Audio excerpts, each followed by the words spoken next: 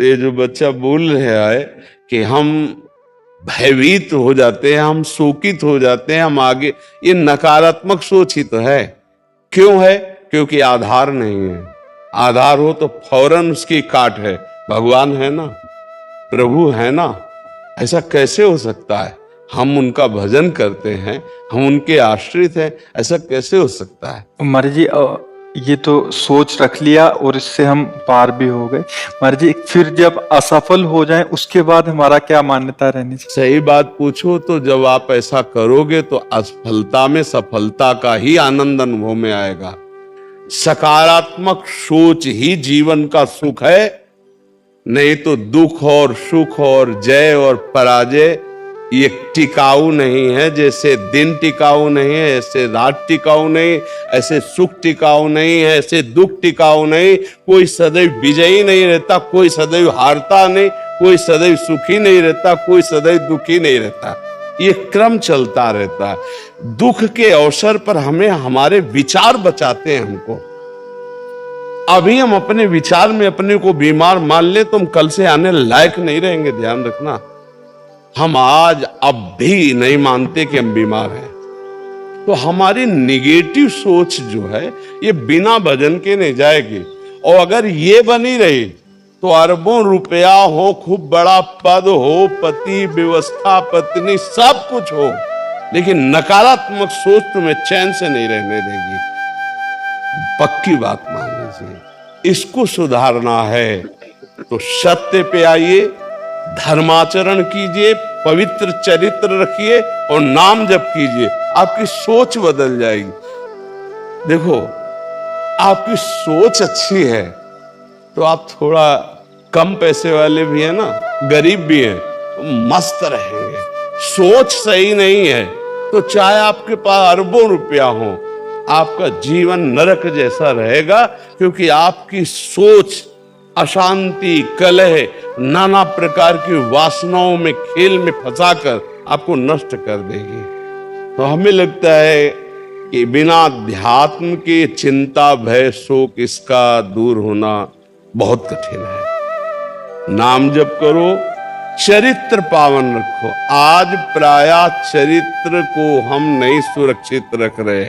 ये समझ लीजिए कि चरित्रवान के पास ईश्वर चरण चूमता है। चरित्रहीन चाहे आप जितना धन एकत्रित कर ले, शांति और सुख का अनुभव नहीं कर सकते। अब ये बात शास्त्र की और संतों की मानना स्वीकार करो तो अभी आनंद की अनुभूति हो जाए। हमारा चरित्र देखो, हम राम चरित्र गाते हैं। राम जी रघुवंश में प्रकट हुए और रावण उत्तम कुल पुलस्त करनाती, ब्राह्मणत्व उत्तम कुल पुलस्त करनाती, लेकिन चरित्रहीन हो गया तो राक्षस कहा गया। समझ रहे? चरित्र गाते हम, राम चरित्र गाते हैं। मां केवल अंतर है नहीं, वही बड़ी रा उसमें भी लगी हुई है। मां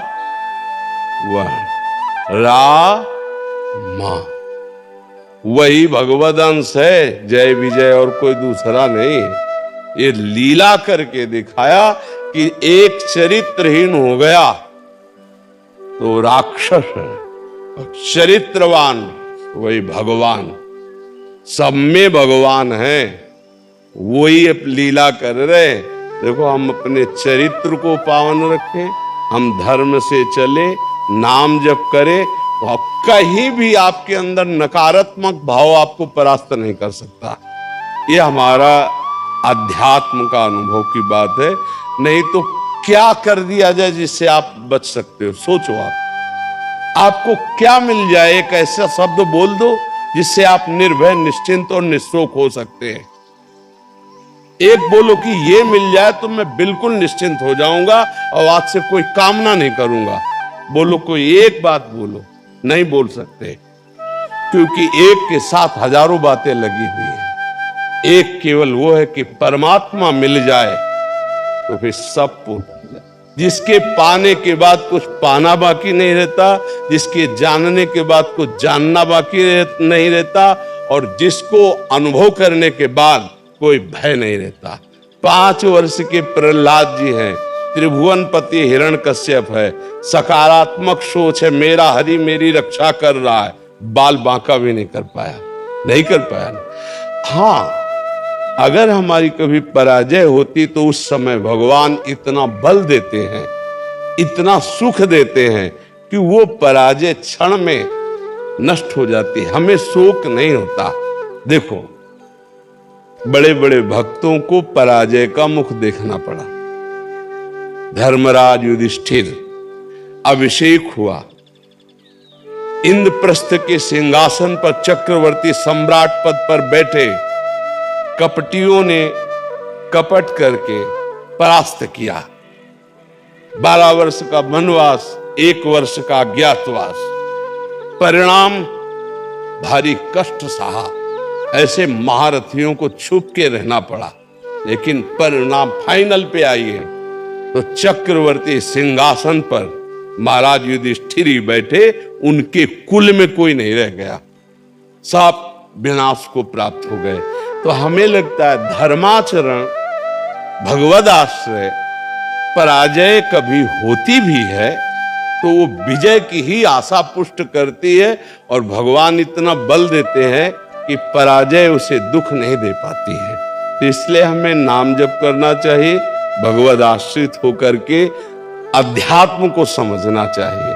आज हमारे नवीन बच्चे अध्यात्म को नहीं समझ रहे, तो बड़ी आचरण में बड़ी अपवित्रता आ चुकी है। आप देख लीजिए कैसे कैसे गंदे अपने जीवन को इन अवगुणों से युक्त कर लिया गया, व्यसन, व्यभिचार।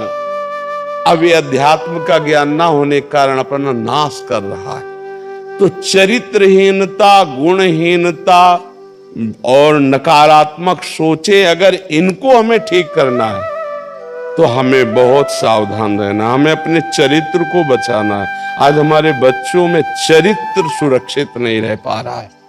आज बच्चों का जीवन बड़ा संकटपूर्ण जा रहा है। बात पक्की समझना, हमको जब ऐसी बात आती है तो हम दुखी होकर के बोलने लगते हैं कि आज हमारे राष्ट्र का जो ये नवीन भविष्य है, ये संकटपूर्ण परिस्थिति में जा रहा है। गर्लफ्रेंड, ये बॉयफ्रेंड, ये व्यसन, ये इनको चैन से नहीं रहने देंगे। नवीन नवीन अवस्था के बच्चे हैं, जब गंदे आचरणों में फंस जाते हैं, अब उनको ब्लैकमेल किया जाता है। वो अपने माँ बाप से बता नहीं सकते कि दूसरे से कहने घुटते रहते हैं, और अगर ज्यादा घुटन आ गए तो अपने आप को। तो इसलिए हमें लगता है अध्यात्म को समझा जाए और नाम जप करते हुए चरित्र पावन रखा जाए। आपका इसमें कोई संशय? हाँ, आप अच्छे आचरण वाले बने, खूब नाम जप करें और धैर्य पूर्वक विश्वास रखें कि भगवान मेरे साथ है। अगर कभी ऐसी हार या पराजय या दुख आता है तो हम उसको सहने के लिए धैर्यवान रहें। हम उसमें इतना निगेटिव न सोच जाए कि हमारा जीवन से ही निराशा हो जाए। आज हमारे बच्चों में बहुत जल्दी इतना सोचने की क्षमता आ गई है कि अब तो यार जीवन किस काम का। कहीं कोई ब्लैकमेल कर रहा तो जीवन, अरे हमें लड़ना है। हम कल भी कह रहे थे कि बच्चों को चाहे माता पिता से दोस्त जैसा व्यवहार करें, और माता पिता को चाहिए कि बच्चों से दोस्त जैसा व्यवहार करें। दोनों आमने सामने बैठकर उनके हृदय की बात को जाने और उनको दोस्त की तरह सपोर्ट करें, तो आगे बढ़ सकते हैं, वो दलदल में फंसे हुए निकल सकते हैं। नहीं तो कई ऐसे गंदे बच्चे होते हैं जो अच्छे बच्चों को अपने विषय जाल में फंसा करके उनके जीवन को बर्बाद करते हैं।